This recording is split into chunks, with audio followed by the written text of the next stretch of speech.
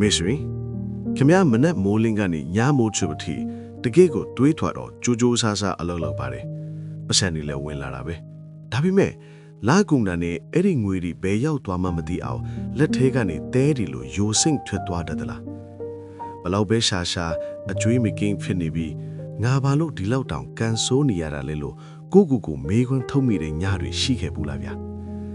တခါတလေအလောက်ကနေပင်ပန်းနဲ့အိမ်ပြန်ရောက်တဲ့အခါအိမ်ထဲရောက်တာနဲ့စိတ်ကလေးလံထိုင်းဝိုင်းပြီးအလိုလိုနေရင်ဒေါသထွက်ချင်နေတာမျိုးမိသားစုဝင်တွေနဲ့အကြောင်းမဲ့စကားများရန်ဖိရတာမျိုးတွေကြုံနေရပြီဆိုရင်တော့သိကြပါတယ်ခမ ्या ရဲ့စူးစမ်းမှုကြီးတတ်ကပြဿနာမဟုတ်တော့ပါဘူးခမ ्या နေစဉ်အိတ်ဆက်အနားယူပြီးနေထိုင်တဲ့အိမ်ရဲ့စွမ်းအင် energy တွေပိတ်ဆို့နေတာဒါမှမဟုတ်စင်းရဲခြင်းကိုဖိတ်ခေါ်တဲ့အငင်းတန် negative energy တွေလွှမ်းမိုးနေတာတေးကြသလောက်ရှိနေပါပြီဗျာကဲမင်္ဂလာပါဗျာဘဝနေနီ Way of Life YouTube Channel ကနေကြိုဆိုလိုက်ပါတယ်ဒီနေ့မှာတော့အလကားနေရင်ထိုင်ဆူတောင်းနေုံနဲ့တထေးဖြစ်မယ်ဆိုတဲ့အယူတီးတဲ့အကြောင်းအရာတွေကိုပြောပြမှာမဟုတ်ပါဘူးစိတ်ပညာဓာတ်တဘာဝ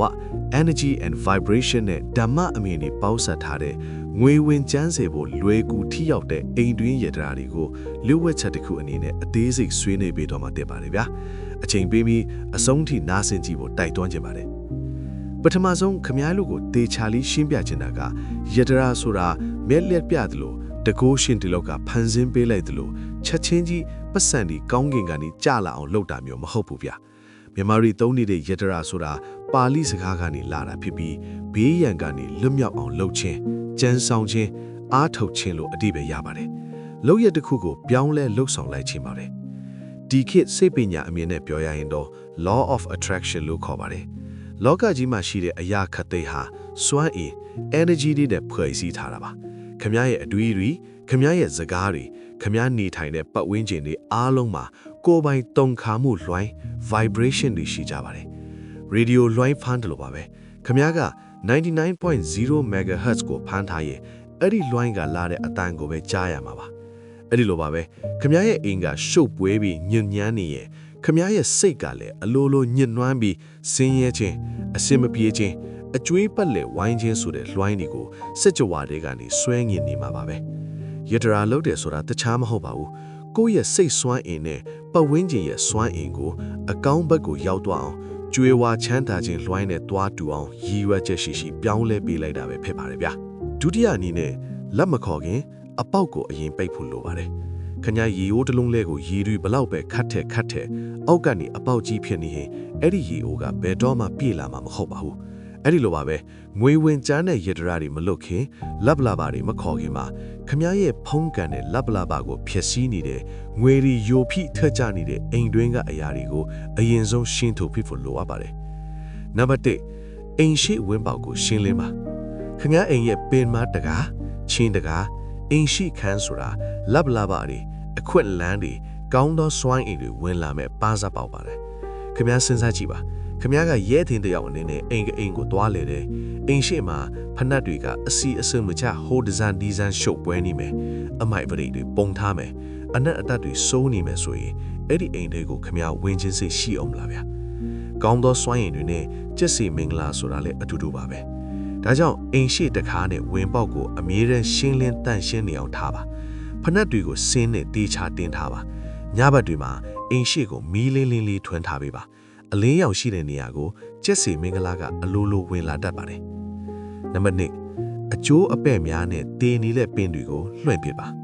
မြန်မာလူမျိုးတော်တော်များများမှာရှိတဲ့အချင်းတစ်ခုကနှမျောတာပါအိမ်မှာသုံးလို့မရတော့တဲ့နာယီအပြက်တွေစက်ပိစီဟောင်းတွေဖမ်းခွက်အပဲ့တွေကိုတင်းထားကြတယ်စိတ်ပင်ရအရာပြိုရရင်ဒါဟာဆင်းရဲခြင်းစိတ်တစ်ထက်ဒါမှမဟုတ် scarcity mindset ပါပဲငါနောက်ထပ်အသစ်မဝယ်နိုင်တော့ဘူးလို့ကိုကန့်တက်လိုက်တာပါပဲအဲ့ဒီ PC အပြက်တွေအထူးသဖြင့်ရက်နေတဲ့နာယီတွေဟာဆုပ်ယွတ်ခြင်းကိုစားပြုပါပဲချက်ချင်းဖယ်ရှားလိုက်ပါနံပါတ်3ရေယိုစိတ်မှုများကိုချက်ချင်းပြင်ဆင်ပါရေဆိုတာရှိကဒလိထုံတန်းတွေနဲ့ဖုန်ရွှေပညာရက်မှာစီးပွားရေးငွေကြေးစည်းစိမ်မှုကိုစားပြုပါတယ်ရေတွေအလကားယိုစိမ့်နေရင်ခမ ्या ရဲ့ငွေကြေးတွေလည်းအလကားယိုစိမ့်ထွက်သွားတတ်ပါတယ်ဒါအပြင်ရေတစ်ဆက်ကျနေတဲ့အတန်းဟာလူရဲ့မတိစိတ်ကိုစိတ်အနှောင့်အယှက်ဖြစ်စေပါတယ်နံပါတ်4ပတ်ဆက်မရှိဘူးဆိုတဲ့စကားကိုလုံးဝရပ်လိုက်ပါ ဒါကတော့နှုတ်နဲ့နေ့စဉ်လုံနေရမယ်အရေးကြီးဆုံးအချက်ပါခမရဲ့နှုတ်ထွက်စကားဟာဂါထာမန်တန်တစ်ခုပါပဲနေတိုင်းငွေမရှိဘူးငါကတော့ကန်ဆိုးတဲ့ကောင်ပါကွာလို့ညှင်းနွားနေရင်အဲ့ဒီအတိုင်းတကယ်ပဲဖြစ်လာပါလိမ့်မယ်ဗျာအဲ့ဒီအစားငွေဒီငါစီကိုအချိန်မရွေးဝင်လာနိုင်တယ်ငါစူးစမ်းရင်ရနိုင်တယ်လို့ယုံကြည်မှုရှိပြောင်းလဲပြောဆိုကြည့်ပါဗျာကဲအညီကျေးတွေရှင်းလင်းသွားပြီးရိုးပေါက်တီပိတ်သွားပြီဆိုရင်တော့အိမ်တဲကိုကြက်စီမင်္ဂလာတွေလက်လာပတွေဝင်လာစေမယ်လက်တွေ့ချက်ချင်းလှုပ်ကြည့်လို့ရတဲ့ယတရာလေးတွေကိုပြောပြပေးပါမှာဗျာယတရာနံပါတ်1စားချမ်းဖင်အင်းကိုတန်ရှင်းခြင်းစားဟာရှင်းနှစ်ပေါင်းထောင်ကြီးခန့်နေရင်ကျေးမှုတတော်များများမှာမကောင်းတဲ့အငြင်းတန်တွေကိုစုပ်ယူပေးနိုင်တယ်တန်ရှင်းပေးနိုင်တယ်လို့နာမည်ကြီးပါတယ်တိမန်နီညာအရာလဲစားဟာ negative ions တွေကိုထုတ်လွှတ်ပြီးလေထုကိုတန်ရှင်းစေပါတယ်တပတ်ကိုတစ်ချိန်လောက်အိမ်ကိုရေတိုက်တဲ့အခါရေပုံတွေကိုစားချမ်းလက်တစိုးလောက်ထည့်ပြီးတိုက်ပြီးပါ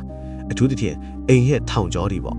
အကယ်၍ရေမတိုက်ထီဘူးဆိုရင်တော့ဖန်ကွက်အသေးလေးတွေမှာစားချမ်းတွေထည့်ပြီးအိမ်ရဲ့ထောင်တွေမှာချထားပေးပါ3ရက်တခါလောက်အစ်စ်ပြန်လဲပေးပါစိတ်ကြည်လင်တဲ့အခါငွေရှာရမယ့်အကြံဉာဏ်တွေအလိုလိုပေါ်လာပါလိမ့်မယ်ဗျာယတရာနံပါတ်2စံအိုးတွေကကျက်စီမြန်မာလူမျိုးတွေအတွက်မီးဖို့ကြောင်းတဲ့စံအိုးဟာအိမ်ရဲ့စီးပွားရေးအသက်သွေးကြောပါပဲစံအိုးကိုဘယ်တော့မှဟာလာဟစ်လိမ့်အပြောင်းမထားပါနဲ့အ ਨੇ ဆုံးစံတဝက်လောက်အမြဲရှိနေအောင်ဖြေးထားပါငွေဝင်ချမ်းချင်ရင်စီးပွားတက်ချင်ရင်တော့အကျွေစီမြောင်းစီကိုစီဒါမှမဟုတ်ကိုတက်နိုင်တဲ့ငွေစက်ကူအစ်စ်လေးတစ်ရွက်ကိုအိတ်အနေလေးနဲ့ထည့်ပြီးစံအိုးရဲ့အောက်ခြေမှာမြုပ်ထားလိုက်ပါ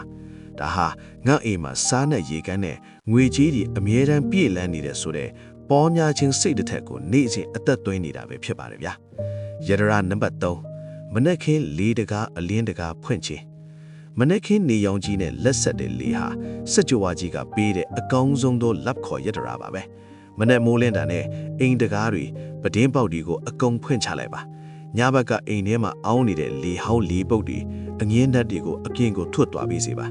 အမောင်ထောင်းတဲ့လေလောင်နေတဲ့အိမ်ကိုဘယ်နှက်ကောင်းနှက်မြဘယ်ကျက်စီမှဝင်မလာခြင်းပါဘူးဖွင့်ထားရင်းနဲ့ငါအိမ်လေးဟာအေးချမ်းနဲ့ဝင်လာသမျှသူတိုင်းစိတ်ချမ်းသာပါစေလို့မေတ္တာပို့ပေးပါယတရာနံပါတ်4အကျွေစီဖန်ပကံအိမ်ရဲ့အဲ့ထန်ခန်းဆိုရင်ငွေအိမ်တဲ့နေရာနီးမှာဖန်ပကံလုံးအကြည်လေးတစ်လုံးထားပါကိုအပြင်ကပြန်လာတိုင်းပါလာတဲ့အကျွေစီလေးတွေပတ်စံအကျွေးအကြံလေးတွေကိုအဲ့ဒီဖန်ပကံလဲတွေဆွထည့်ထားပါတတိဖြစ်နဲ့အဲ့ဒီဖန်ပကံလေးထဲမှာငွေတွေပြည့်လာတာကိုမြင်ရတဲ့အခါခမရဲ့အုံနောက်ကငွေတွေစုဆောင်းမိနေလေဆိုတဲ့အချက်ပြမှုကိုလက်ခံရရှိပါတယ်ဒါဟာငွေကြေးဆွေးငင်အားကိုဖန်တီးပေးတာပါပဲအပေါ်မှာပြောခဲ့တဲ့အချက်တွေကိုအကုန်လုပ်ပြီးအိမ်ကိုလည်းတန့်ရှင်းထားပြီဆိုရင်တော့နောက်ဆုံးနဲ့အရေးကြီးဆုံးလူ့ကွက်ချက်တစ်ခုကြံပါသေးတယ်ဗျာဘလောက်ပဲအိမ်ကိုပြင်ဆင်ထားပါစေခမရဲ့စိတ်ထားကမမှန်ဘူးဆိုရင်ရေရှည်မှာအဆင်မပြေနိုင်ပါဘူးအဲ့ဒီအမြင့်မြတ်ဆုံးယတရာကတော့ပေးကမ်းစွန့်ကြခြင်းဒါနပါပဲဗျာမိတ်ဆွေခမရဲ့လက်သီးကိုကြစ်ကြစ်ပအောင်စုပ်ထားကြည့်ပါလားဗျာအဲ့ဒီလိုစုပ်ထားတဲ့လက်ထဲမှာဘယ်သူမှဘာပစ္စည်းမှလာထည့်ပြလို့မရပါဘူးလောကကြီးရဲ့စက်ကြွားကြီးရဲ့မပြောင်းလဲတဲ့နီးရမှာကပြန်ရခြင်းရဲ့အရင်ပေးဆက်ရတယ်ဆိုတာပါပဲငွေတွေပစ္စည်းတွေကိုကိုကြည်ရဲ့ရခြင်းလို့အတင်းစုပ်ကိုထိုင်ထားလေခမရဲ့လက်တွေနာကျင်ဟလေအသက်တွေဝင်းမလာလေပါပဲဗျာခမမှာငွေသိန်းတန်းချီမရှိရင်လည်းကိစ္စမရှိပါဘူးကိုအိမ်ရှိလာတဲ့ခွေးလေးကြောင်လေးတွေကိုအစာကျွေးတာလမ်းဘေကအဘိုးအဘွားတွေကိုကိုတက်နိုင်တဲ့ငွေလေး2300လူဒန်းလိုက်တာမျိုးတွေဟာခမရဲ့စုပ်ထားတဲ့လက်ဖွားကိုဖြတ်လိုက်တာပါပဲငါမှသူတစ်ပါးကိုပေးကမ်းနိုင်လောက်အောင်ပြည့်စုံနေပြီဆိုတဲ့ message ကိုစက်ကြွားကြီးစီပို့လွှတ်လိုက်တာပဲဖြစ်ပါတယ်ဗျာအဲ့ဒီလိုဖြူစင်းတဲ့စေတနာနဲ့လွှတ်ချပေးလိုက်တဲ့အခါလောကကြီးကခမစီကိုမျော်လင့်မထားတဲ့လမ်းကြောင်းတွေကနေအစပေါင်းများစွာပြန်လဲပေးရလာပါလိမ့်မယ်ဗျာဒီကွန်ဂျိုအနေနဲ့ပြောရရင် mix လေးခမရဲ့အိမ်ဆိုတာခမရဲ့စိတ်ကူးတွေခွန်အားတွေကိုမွေးဖွာပေးရဲ့ခမကိုအကာအကွယ်ပေးထားတဲ့ပြီးမှန်တစ်ခုပါဒီနေ့ကစပြီးအိမ်မှာရှုပ်ပွဲနေတဲ့ကြားတွေမတုံးတော့တဲ့ PC ဟောင်းတွေကိုရဲရဲဝံ့ဝံ့ရှင်းလင်းလိုက်ပါစားရည်လေးနဲ့အိမ်ကိုတန့်ရှင်းပါမနေ့ခင်းတိုင်းလက်ဆက်တဲ့လေးကိုအိမ်ထဲဖိတ်ခေါ်ပါပြီးရင်တော့ကြည်လင်းတဲ့စိတ်ထားနဲ့ခမရဲ့အလုပ်ကိုအကောင်းဆုံးဆက်လုပ်သွားပါဗျာမကြခင်မှာပဲခမမျော်လင့်မထားတဲ့ငွေကြေးလပ်လာပါတယ်အလုံးရင်းနဲ့ဝယ်လာတာကိုမြင်တွေ့ရပါလိမ့်မယ်ဗျာ